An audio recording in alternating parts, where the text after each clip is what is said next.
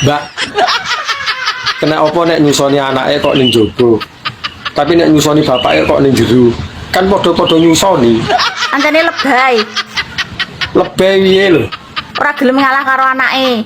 Wis tuwek jek nyusu, manja. Lah wong lanang iki pokoke nek disapih ya. Masih tuwek ya panggah nyusu. Kowe ndek biyen ra tau mentil. Lah dhisik kan rong Jawa.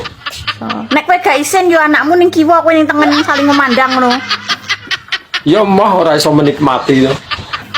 Gelakno wong. Gelakne piye? Wong judule ya nyusu lho.